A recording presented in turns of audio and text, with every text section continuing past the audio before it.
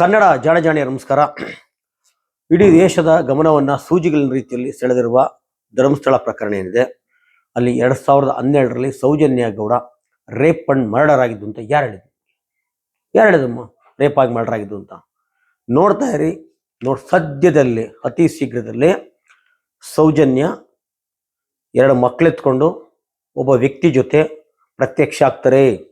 ಅತಿ ಶೀಘ್ರದಲ್ಲೇ ಸೌಜನ್ಯ ಪ್ರತ್ಯಕ್ಷ ಆಗ್ತಾಳೆ. 2 ಮಕ್ಕಳಾಗಿರುತ್ತೆ, ಒಬ್ಬ ವ್ಯಕ್ತಿ ಇರ್ತಾನೆ. ಬಹುಶಃ ಅವನು ಬೇರೆ ಯಾವುದೋ ಧರ್ಮ, ಯಾರೋ ಒಬ್ಬ ಕೇರಳದವನೋ, ಎಡಪಂಥಿಯನೋ ಅಥವಾ ಮುಸ್ಲಿಮೋ ಏನೋ ಆಗಿರ್ತಾನೆ.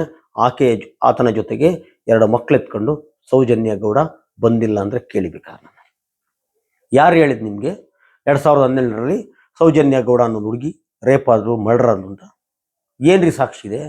ಎಲ್ರಿ ರೇಪ್ ಆದ್ಲು, ಎಲ್ಲಿ ಮರ್ಡರ್ ಆದ್ಲ್ರಿ? ಯಾಕ್ರಿ ಕಟ್ತಾರೆ ಸುಳ್ಳು ಕತೆಗಳನ್ನೆಲ್ಲ?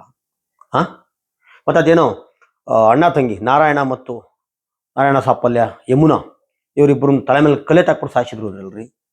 ಯಾಕ್ರಿ ಸುಳ್ಳುಗಳು ಹೇಳ್ತೀರಾ?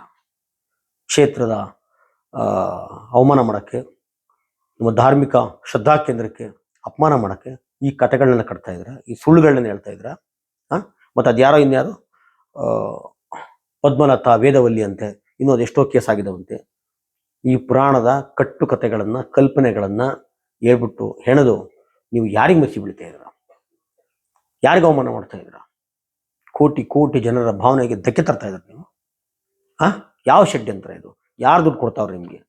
ನಿಮ್ಮ ಈ ಎಡಪಂಥೀಯರಿಗೆ, ಯಾರೋ ವಿಚಾರವಾದಿಗಳು ಅನ್ಸ್ಕೊಂಡ್ರೆ ಡೋಂಗಿಗಳಿಗೆ ಯಾರು ದುಡ್ಡು ಕೊಡ್ತಾವ್ರೆ? ಇದೊಂದು ಅಂತಾರಾಷ್ಟ್ರೀಯ ಷಡ್ಯಂತ್ರ ರೀ. ಇದು ಅಂತಾರಾಷ್ಟ್ರೀಯ ಮಟ್ಟದ ಷಡ್ಯಂತ್ರ. ನಮ್ಮ ವಿಜೇಂದ್ರ, BJPಯ ರಾಜ್ಯಾಧ್ಯಕ್ಷರಂತ ವಿಜೇಂದ್ರ ಅವರು ಹೇಳಿದ್ದಾರೆ ಇದು ಅಂತಾರಾಷ್ಟ್ರೀಯ ಷಡ್ಯಂತ್ರ. ನಮ್ಮ ಅಶೋಕಣ್ಣ ಹೇಳಿದ್ದಾರೆ ಇದು ಅರ್ಬಲ್ ನೆಕ್ಸೆಲ್ಲರ ಕುತಂತ್ರ, ಯಾರೋ ಕೇರಳ ಕುಮ್ಮಕ್ಕು, ಎಡಪಂಥೀಯರು.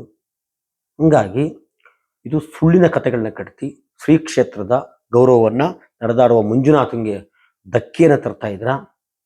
ಆಲ್ರೆಡಿ ನಮ್ಮ ಉಪಮುಖ್ಯಮಂತ್ರಿಗಳು ಒದ್ದೊಳಗಾಗ್ತವ್ರು ಎಲ್ಲರೂ ಸಹ. ಈ ಥರ ಮಾತಾಡೋ ಎಲ್ಲರೂ ಸಹ ಮುಂದೆ ಒದ್ದೊಳಗಾಗಬೇಕಾಗುತ್ತೆ. ಭಾಳ ಹುಷಾರಾಗಿ ಜಾಗ್ರತೆಯಿಂದ ಮಾತಾಡಿ. ಏನು ಹೇಳಿದ್ ನೀವು? ಸೌಜನ್ಯ ಗೌಡ ರೇಪ್ ಆಗ್ಬಿಟ್ಲಂತೆ.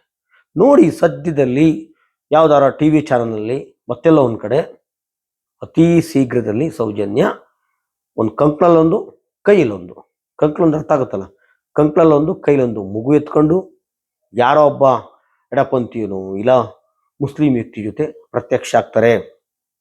ಮತ್ತಿನ್ನೇನು ಹೇಳಿದ್ ನೀವು? ನಾರಾಯಣ ಮತ್ತು ಯಮುನಾ ರೀ. ಅದು ನಾರಾಯಣ ಯಮುನಾ ಅಂದರೆ ಯಮುನಾ ನದಿ ತೀರದಲ್ಲಿ ಯಾವುದೋ ಶ್ರೀಮನ್ನಾರಾಯಣನ ಕಥೆ ರೀ. ಅದು ಧರ್ಮಸ್ಥಳದಲ್ಲಿ ನಡೆದದ್ದಲ್ಲ. ಯಮುನಾ ನದಿಯ ತೀರದಲ್ಲಿ ಶ್ರೀಮನ್ನಾರಾಯಣನ ಕಥೆ, ಸಾಕ್ಷಾತ್ ನಾರಾಯಣನ ಕಥೆಯನ್ನು ನೀವು ಸುಮ್ಮನೆ ಕನ್ವರ್ಸ್ಕೊಂಡು ಇಲ್ಲೆಲ್ಲ ಆಯಿತು, ಕಲ್ಲೆತ್ತ ಹಾಕ್ಬಿಟ್ರು, ಸಾಯಿಸ್ಬಿಟ್ರು, ಅಲ್ಲೆಲ್ಲ ಅಯೋಧ್ಯೆ ಹೋಟ್ಲು ಕಟ್ಬಿಟ್ಟಿದ್ದಾರೆ, ಕೇಸ್ ಆಗ್ಬಿಟ್ಟಿದೆ, C ರಿಪೋರ್ಟ್ ಆಗಿದೆ, B ರಿಪೋರ್ಟ್ ಆಗಿದೆ. ಏನ್ರಿ ಸುಳ್ಳುಗಳೆಲ್ಲ ಹೇಳ್ತೀರಾ? ಯಾಕೆ ಹೇಳ್ತೀರಾ ಸುಳ್ಳುಗಳನ್ನೆಲ್ಲ? ಮತ್ತು ಪದ್ಮಲತಾ ರೀ, ಅದು ಯಾವುದೋ ನಾರ್ತ್ ಇಂಡಿಯನ್ ರೀ, ಅದು ಯಾವುದೋ ನಾರ್ತ್ ಇಂಡಿಯನ್ ಕತೆ ರೀ, ಅದೇನೋ ಆಗಿರ್ಬೋದು ರೀ. ನಾವು ವೇದವಲ್ಲಿ ಹೆಸರು ಹೇಳ್ರಿ, ವೇದವಲ್ಲಿ. ಇದು ವೇದ ಕಾಲದ ಯಾವುದೋ ಋಷಿಮುನಿಯ ಕಥೆಗಳನ್ನು ಏನೋ ಆಗಿರೋದನ್ನ ಇವತ್ತು ತಂದು ಹೇಳ್ತಾ ಇದ್ರಲ್ಲ, ಇದಕ್ಕೆ ಆರೋಪಿಸ್ತಾ ಇದ್ರಲ್ಲ. ಏನು ಸಾಕ್ಷಿ ಇದೆ ನಿಮ್ಮ ಹತ್ರ? ಎಲ್ಲ ಹೆಸರು ಹೇಳುತ್ತೆ. ವೇದವಲ್ಲಿ ಅಂದರೆ ವೇದ ಕಾಲದ್ದು ಅಂತ ಅರ್ಥ. ತರಬಾರ್ದಕ್ಕೆಲ್ಲ, ಗೊತ್ತಾಯ್ತಾ? ಇದು ಷಡ್ಯಂತ್ರ. ಇದು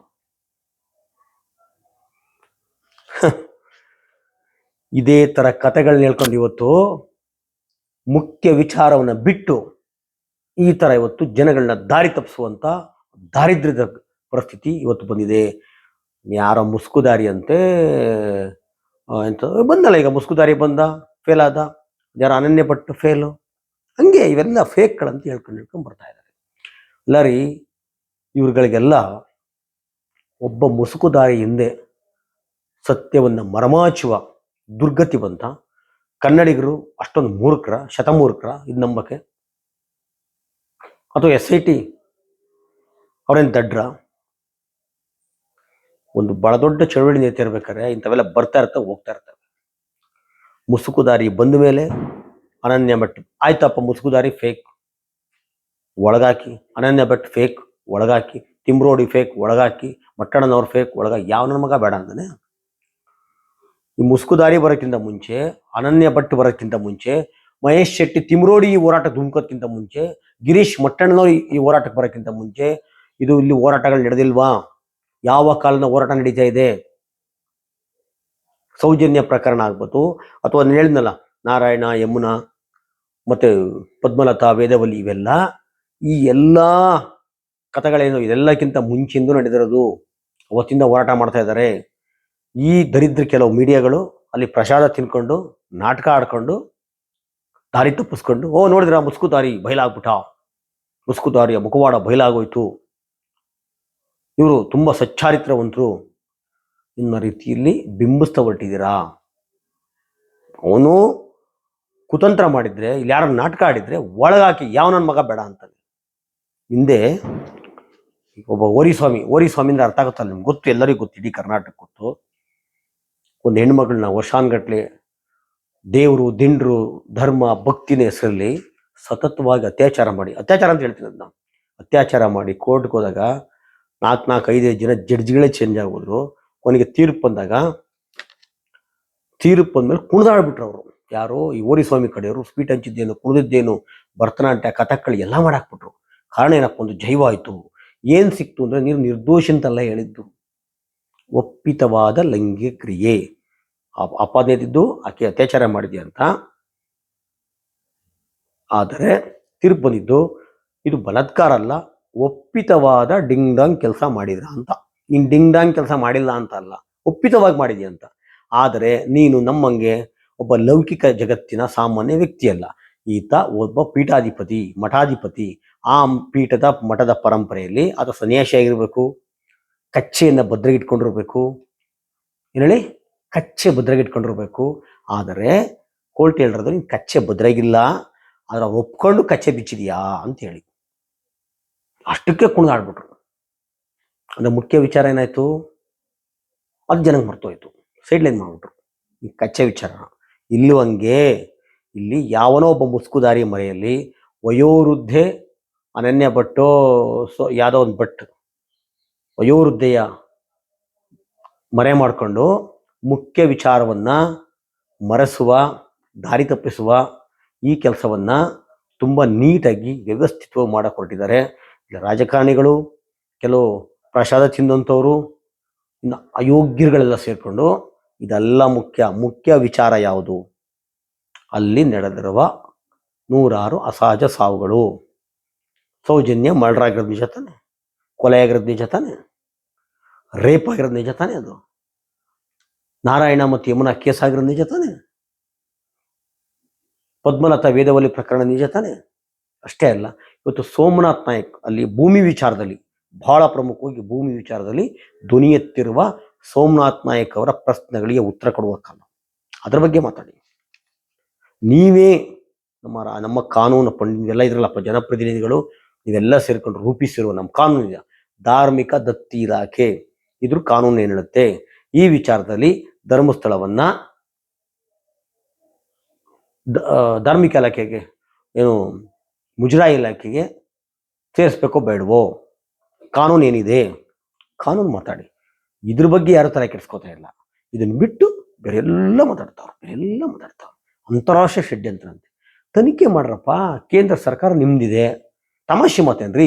ನಮ್ಮ ದೇಶದ ಒಳಗಡೆ, ಅದು ನಮ್ಮ ನಾಡಿನೊಳಗೆ ನುಗ್ಗಿ ಅಂತಾರಾಷ್ಟ್ರೀಯ ಮಟ್ಟದಲ್ಲಿ ಷಡ್ಯಂತ್ರ ಮಾಡ್ತಾವ್ರೆ ಅಂದ್ರೆ ಬಹಳ ಗಂಭೀರವಾದ ಆರೋಪ ಇದು, ಗಂಭೀರವಾದ ಆರೋಪ. ಅದು ಯಾರೋ ಸಣ್ಣ ಪುಟ್ಟ ನನ್ನಂತ ಸಾಮಾನ್ಯ ವ್ಯಕ್ತಿಯಲ್ಲಿ ಹೇಳ್ತಾ ಇರೋದು. ಒಂದು ರಾಷ್ಟ್ರೀಯ ಪಕ್ಷದ ರಾಜ್ಯಾಧ್ಯಕ್ಷ ಆದಂಥ ವೀರೇಂದ್ರ ಅವರು, ರಾಜ್ಯಾಧ್ಯಕ್ಷ ಒಂದು ಪಕ್ಷಕ್ಕೆ, ರಾಷ್ಟ್ರೀಯ ಪಕ್ಷ, ಅವ್ರ ಪಕ್ಷ ಆಡಳಿತ ಮಾಡ್ತಾ ಇದೆ ಕೇಂದ್ರದಲ್ಲಿ, ಪ್ರಧಾನಮಂತ್ರಿಗಳಿದ್ದಾರೆ ಅವ್ರ ಪಕ್ಷದವರು ಅಲ್ವಾ? ಇಂಥವ್ರು ಆರೋಪ ಮಾಡ್ತಾವ್ರೆ ಇದು ಅಂತಾರಾಷ್ಟ್ರೀಯ ಷಡ್ಯಂತ್ರ ಅಂತ ಅಂದಮೇಲೆ ಯಾಕೆ ತನಿಖೆ ಮಾಡ್ತಾಯಿಲ್ಲ ನೀವು? ಯಾಕೆ ಬಾಯಿ ಮುಚ್ಕೊಂಡಿದ್ದೀರಾ?